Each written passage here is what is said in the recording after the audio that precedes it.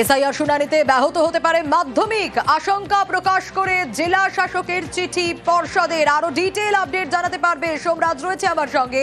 সোমরাজ, দেখো, অত্যন্ত গুরুত্বপূর্ণ, তার কারণ মাধ্যমিক পরীক্ষা আগামী বছরের শুরু হচ্ছে 2রা ফেব্রুয়ারি থেকে।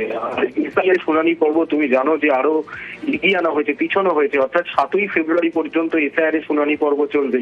সেই শুনানি পর্বে বিএলও হিসাবে একাধিক শিক্ষক শিক্ষিকা তাদের দায়িত্ব থাকবে। মাধ্যমিক পরীক্ষা যাতে কোনোভাবে ব্যাহত না হয় এই শুনানি পর্ব চলাকালীন, সেই কারণে জেলা শাসকদের অনুরোধ জানিয়ে চিঠি দিলেন মধ্যশিক্ষা পর্ষদের সভাপতি রামানুজ গঙ্গোপাধ্যায়। তিনি চিঠিতে লিখছেন, এমন ভাবে পরিকল্পনা যাতে করা হয় গোটা শুনানি করে, যাতে মাধ্যমিক পরীক্ষা কোনোভাবে ব্যাহত না হয়। কেন তিনি লিখছেন তার কারণ, একাধিক শিক্ষক শিক্ষিকাকে বিএলও হিসাবে ইতিমধ্যেই নিয়ে নেওয়া হয়েছে। তুমি জানো শুনানি পর্বেও বিএলওদের একটা গুরুত্বপূর্ণ ভূমিকা থাকবে। তাই সেক্ষেত্রে পরীক্ষা চলাকালীন মধ্যশিক্ষা পর্ষদের প্রচুর শিক্ষক শিক্ষিকার প্রয়োজন হয়। এসআইআর এর চলার জন্য যাতে কোনোভাবে শিক্ষক শিক্ষিকারা স্কুলে না আসতে পারেন, অনুপস্থিত থেকে যান, এইটা যেন না হয়।